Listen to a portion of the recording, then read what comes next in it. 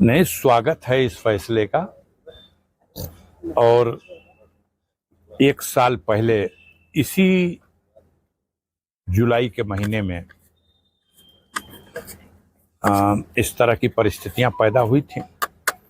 29 अप्रैल को सजा हुई थी और 27 जुलाई को माननीय उच्च न्यायालय इलाहाबाद मेरी अपील को सुनवाई के लिए स्वीकार किया, मुझे जमानत पर रिहा करने का आदेश दिया और 27 जुलाई को गाजीपुर कारागार से हम रिहा किए गए। अब वो अपील जो थी वो फाइनल सुनवाई हो गई। उस अपील के साथ दो और अपीलें एक राज्य सरकार की तरफ से दाखिल हुई और एक स्वर्गीय राम नारायण राय के तरफ से दाखिल हुई। सभी अपीलों को एक साथ माननीय उच्च न्यायालय ने सुना और उच्च न्यायालय ने अफजाल अंसारी की अपील को मंजूर किया।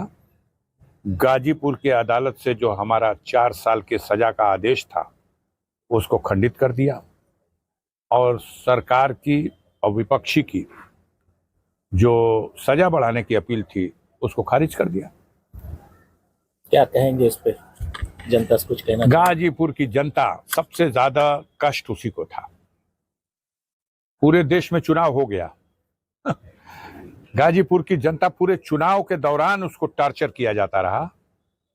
तमाम तरह की खबरें फैलाई जाती रहीं कि अफजाल अंसारी का टिकट कैंसिल हो जाएगा, पर्चा रद्द हो जाएगा, चुनाव लड़ भी लेंगे तो गणना नहीं करा पाएंगे, गणना में जीत भी जाएंगे तो उनकी सजा हो जाएगी, चुनाव रद्द हो जाएगा, दोबारा चुनाव होगा।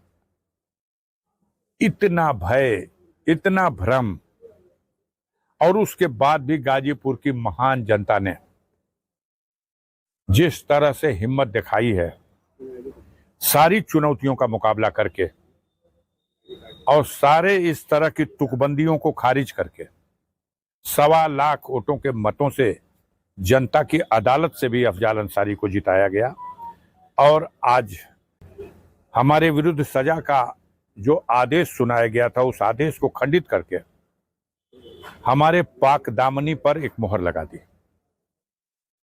मैं अपने क्षेत्र की जनता को, पूरे पूर्वांचल के, उत्तर प्रदेश के आम लोगों को, खास तौर से गरीब भाइयों को जिनकी दुआएं हमारे साथ हमेशा रहीं, जिनका सहयोग हमें हमेशा मिलता रहा, उन सब के प्रति आभार प्रकट करता हूं और उनको यह आश्वस्त करना चाहता हूं कि मेरे पैरों में तो रस्सी डालने की कोशिश की गई, लेकिन ये रस्सी का बंधन आपके ही आशीर्वाद और दुआ से खुला है।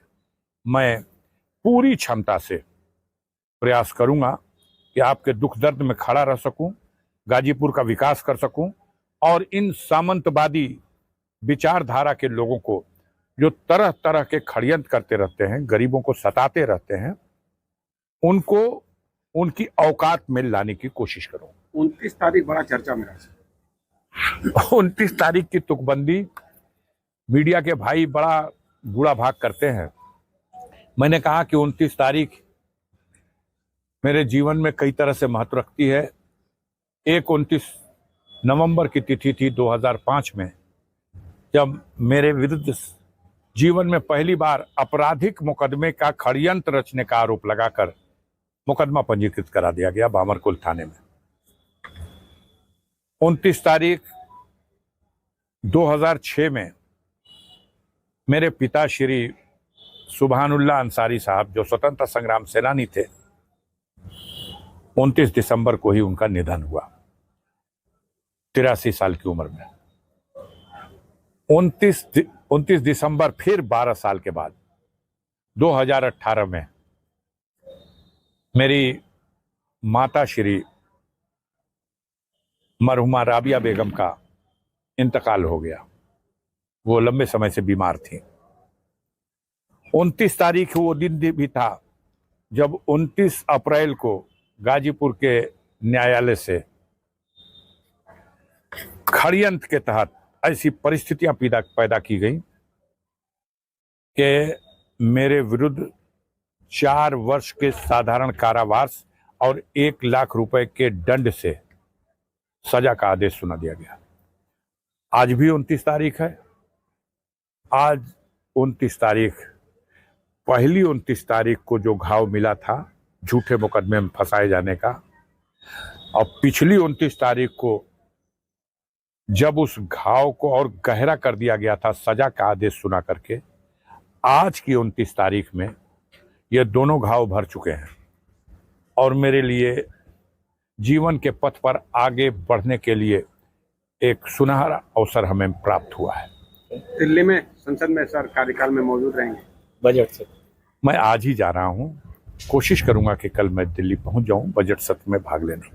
अगर आप ये वीडियो YouTube पर देख रहे हैं तो हमारे चैनल को सब्सक्राइब करें और बेल आइकन को दबाना ना भूलें। अगर आप Facebook पर ये वीडियो देख रहे हैं तो हमारे पेज को लाइक करें।